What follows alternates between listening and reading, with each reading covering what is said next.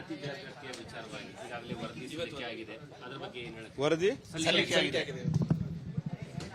ಅವರ ವರದಿ ಸಲ್ಲಿಕೆ ಇದರಲ್ಲಿ ಮೊದಲೇದ್ದು ಅದರಲ್ಲಿ ದೋಷ ಇದೆ ಅನ್ನುವಂಥದ್ದನ್ನ ಸ್ವತಃ ಅವರು ಉಪಮುಖ್ಯಮಂತ್ರಿಗಳು ಹೇಳ್ತಾ ಇದ್ದಾರೆ.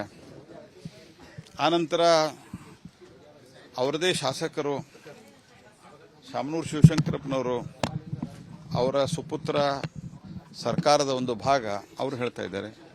ಸೊ ಇದನ್ನು ನೀವು ಸಲ್ಲಿಕೆ ಆಗಿದೆ, ಮುಂದೇನು ಅಂತ ಹೇಳ್ರಿ. ನೀವು ನಿಮ್ಮ ಪಾರ್ಟಿಯಲ್ಲಿ ಇದರ ಮುಂದೆ ಆ್ಯಕ್ಷನ್ ಏನು ತಗೊಳ್ತೀರಿ, ನಿಮ್ಮ ಸರ್ಕಾರದಲ್ಲಿ ಇರುವಂಥ ಭಿನ್ನಾಭಿಪ್ರಾಯಗಳ ಬಗ್ಗೆ ಏನು ಹೇಳ್ತೀರಿ, ಇದೆಲ್ಲ ಹೇಳಿ. ಮುಂದೆ ನಾನು ಡೀಟೇಲನ್ನು ಏನು ವರದಿಯಲ್ಲಿದೆ ನೋಡಿಕೊಂಡು ನಾನು ರಿಯಾಕ್ಟ್ ಮಾಡ್ತೇನೆ. ಬಿಜೆಪಿ ಮೊದಲಿಂದಲೂ ಸಹಿತ ಅದನ್ನು ವಿರೋಧ ಮಾಡ್ಕೊಂಡು ಬರ್ತಾ ಇತ್ತು. ಕಾರಣ ಏನು ಅಂದ್ರೆ ಅದರೊಳಗಡೆ ಸರಿಯಾದ ರೀತಿಯಲ್ಲಿ ಅದು ಸೈಂಟಿಫಿಕ್, ಅದು ಮೊದಲೇದ್ದು ಜನಗಣತಿ ಅಲ್ಲ, ಅದೊಂದು ಸರ್ವೆ. ಯಾಕಂದರೆ ಗಣತಿ ಮಾಡಲಿಕ್ಕೆ ಅಧಿಕಾರ ಇರೋದು ಕೇಂದ್ರ ಸರ್ಕಾರಕ್ಕೆ.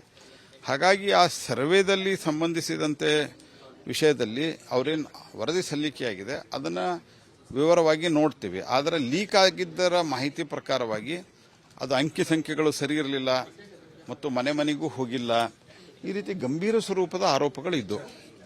ಹಾಗಾಗಿ ನಾನು ಇದರ ಸಂಪೂರ್ಣ ಅಧ್ಯಯನ ಮಾಡಿದ ನಂತರ ಮತ್ತು ನಮ್ಮ ರಾಜ್ಯದ ವಿರೋಧ ಪಕ್ಷದ ನಾಯಕರು, ರಾಜ್ಯ ಅಧ್ಯಕ್ಷರು ಏನು ವಿಧಾನಸೌಧದಲ್ಲಿ ಇದ್ದಾರೆ, ಅವರನ್ನ ನೋಡಿಕೊಂಡು ಕೇಳಿಕೊಂಡು ನಾನು ಡಿಟೇಲ್ ಆದಂಥ ರಿಯಾಕ್ಷನ್ ಅನ್ನು ಕೊಡ್ತೀನಿ. ಸರ್, ಇವತ್ತು ಸಿಇಸಿ ಮೀಟಿಂಗ್ ನಡೆಯುತ್ತೆ. ಇವತ್ತು ಸಂಜೆ ಬಿಜೆಪಿಯ ಕೇಂದ್ರ ಚುನಾವಣಾ ಸೆಂಟ್ರಲ್ ಅದ್ರ ಬಗ್ಗೆ ನನಗೇನು ಗೊತ್ತಿಲ್ಲ. ಯಾಕಂದ್ರೆ ಯಾವ್ಯಾವ ರಾಜ್ಯದ ಇವತ್ತು ತೆಗೆದುಕೊಳ್ತಾರೆ ಎಲ್ಲ ಮಾಹಿತಿ ನನಗೆ ಗೊತ್ತಿಲ್ಲ. ಬಿಕಾಸ್ ಅದು ನಮ್ಮ ರಾಷ್ಟ್ರೀಯ ನಾಯಕರಿಗೆ, ರಾಷ್ಟ್ರೀಯ ಅಧ್ಯಕ್ಷರಿಗೆ, ಪ್ರಮುಖರಿಗೆ ಗೊತ್ತಿರ್ತದೆ. ನನಗೆ ಅದರ ವಿಷಯ ಗೊತ್ತಿಲ್ಲ. ಗೊತ್ತಾದ ನಂತರ ನಿಮ್ಗೆ ಖಂಡಿತ ತಿಳಿಸ್ತೇನೆ. ಹೆಸರು ಮೊದಲ ಪಟ್ಟಿಲ್ ರಿಲೀಸ್ ಆಗಬಹುದು. ನನಗೆ ಗೊತ್ತಿಲ್ಲ ಇದ್ರ ಬಗ್ಗೆ, ನಂಗೆ ಗೊತ್ತಿಲ್ಲ ರೀ, ನಿಜಕ್ಕೂ ಗೊತ್ತಿಲ್ಲ. ಸ್ಪೆಕ್ಯುಲೇಷನ್ ಮೇಲೆ ಹೆಂಗೆ ಹೇಳಕ್ಕಾಗತ್ತೆ ಹೇಳಿ. ಸರ್, ಕರ್ನಾಟಕದ ವಿಚಾರಕ್ಕೆ ಬರ್ತಾ ಇದೆ. ಬಹಳಷ್ಟು ಜನರ ಏನಂದ್ರೆ ಹೆಸರು ಬದಲಾವಣೆ ಆಗುತ್ತೆ ಈ ಬಾರಿ ಅನ್ನುವಂಥದ್ದು ಇದೆ. ಇಲ್ಲಿ ಯಾವುದೂ ಸಹಿತ ಇವೆಲ್ಲ ಸ್ಪೆಕ್ಯುಲೇಷನ್ಸ್, ರೂಮರ್ಸ್. ನಮ್ಮ ರಾಷ್ಟ್ರೀಯ ನಾಯಕರು ತೀರ್ಮಾನವನ್ನ ಮಾಡ್ತಾರೆ, ಅಲ್ಲಿಯವರೆಗೆ ಸ್ಪೆಕ್ಯುಲೇಷನ್ ಮಾಡೋದ್ರಲ್ಲಿ ಅರ್ಥ ಇಲ್ಲ.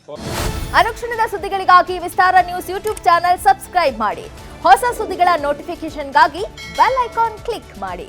ಲೇಟೆಸ್ಟ್ ಅಪ್ಡೇಟ್ಸ್ಗಾಗಿ www.vistaranews.com ವೆಬ್ಸೈಟ್ಗೆ ವಿಸಿಟ್ ಮಾಡಿ. ಅಂಗೈಯಲ್ಲೇ ಜಗತ್ತಿನ ಸುದ್ದಿ ತಿಳಿಯಲು ವಿಸ್ತಾರ ನ್ಯೂಸ್ ಕನ್ನಡ ಆಪ್ ಡೌನ್ಲೋಡ್ ಮಾಡಿ.